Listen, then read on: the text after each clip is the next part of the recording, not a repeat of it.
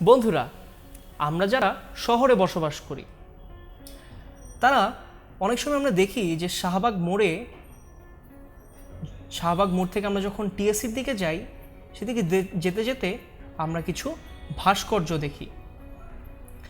এই ভাস্কর্যগুলো কিন্তু একটা শিল্প নিদর্শন। তো লেখকের মতে এই ধরনের যাই শিল্প নিদর্শন চিত্রশিল্পীরা তৈরি করে থাকেন বা ভাস্কর্য যারা তৈরি করেন তারা তৈরি করে থাকেন, এর পেছনে আমাদের বাংলাদেশের প্রকৃতি এবং আশেপাশের যে পরিবেশ, সেই পরিবেশের রঙের একটা প্রেরণা রয়েছে।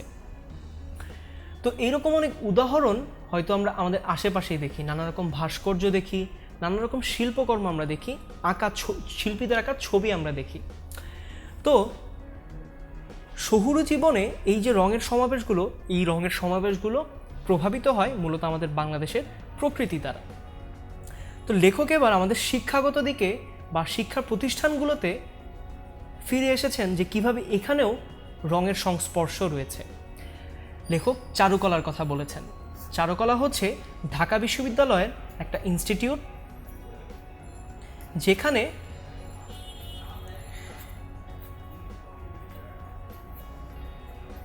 ছবি আঁকা থেকে শুরু করে শিল্প সম্পৃক্ত নানা ধরনের বিষয় সম্বন্ধে পড়াশোনা করানো হয়।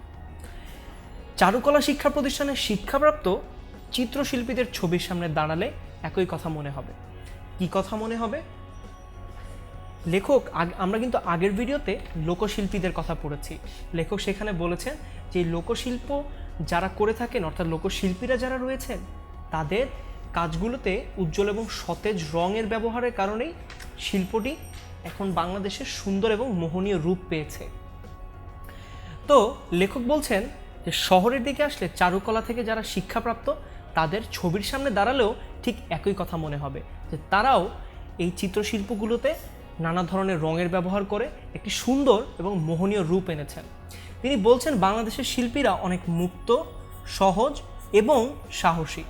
বাংলাদেশের শিল্পীদের তিনটি গুণ তিনি ব্যাখ্যা করেছেন: 1 মুক্ত, 2 সহজ, 3 সাহসী। লাল, নীল, হলুদ, সবুজ, বেগুনি, কমলা, কালো আর সাদা রঙকে শিল্পীরা সুন্দরভাবে ছবিতে, নকশি কাঁথায়, হাত পাখায়, পুতুলে, হাঁড়ি পাতিলে ব্যবহার করেছেন। তাই বাংলার শিল্পীদের শিল্পকর্ম সারা বিশ্বে প্রশংসা পাচ্ছে। এর মানে হচ্ছে, তোমরা অনেকেই হয়তো এই ব্যাপারটি জানো না যে বাংলাদেশের যে পাটের তৈরি যেই শিল্পগুলো, সেই শিল্পগুলো কিন্তু আমরা বাহিরে রপ্তানি করি। আবার আমাদের দেশে যে নকশি কাঁথা তৈরি হয়, সেগুলো কিন্তু দেশের বাইরে থেকে অনেক মানুষ কিন্তু অনেক দাম দিয়ে আমাদের কাছ থেকে কিনে নিয়ে যান। এবং বাংলাদেশি যেই পাটের তৈরি জিনিসপাতি, তারপর হচ্ছে পাটের তৈরি জামা কাপড়, এরপর বিভিন্ন তৈরি নকশি কাঁথা, এগুলো কিন্তু আমরা বাইরে রপ্তানি করি। অর্থাৎ আমরা যে কুটির শিল্পের কথা বলি, বিভিন্ন তাঁতির তৈরি শাড়ি, নানা ধরনের জিনিসপত্র কিন্তু বাংলাদেশ থেকে অনেক মানুষ নিয়ে যায় দেশের বাইরে। এই কারণে এই জিনিসগুলোর মাধ্যমে কিন্তু আমরা সারা বিশ্বে প্রশংসা পেয়েছি। তো আমাদের গল্পের আরেকটা জায়গায় এর কিছু উদাহরণ রয়েছে, যেমন তাঁতে তৈরি করা যেই তাঁতি রয়েছে এবং ক্ষুদ্র নৃগোষ্ঠীর যারা লোক রয়েছেন, তো তাঁতে তৈরি কাপড়ে তাঁতিরা, তাঁতি মানে হচ্ছে যারা কাপড় তৈরি করেন।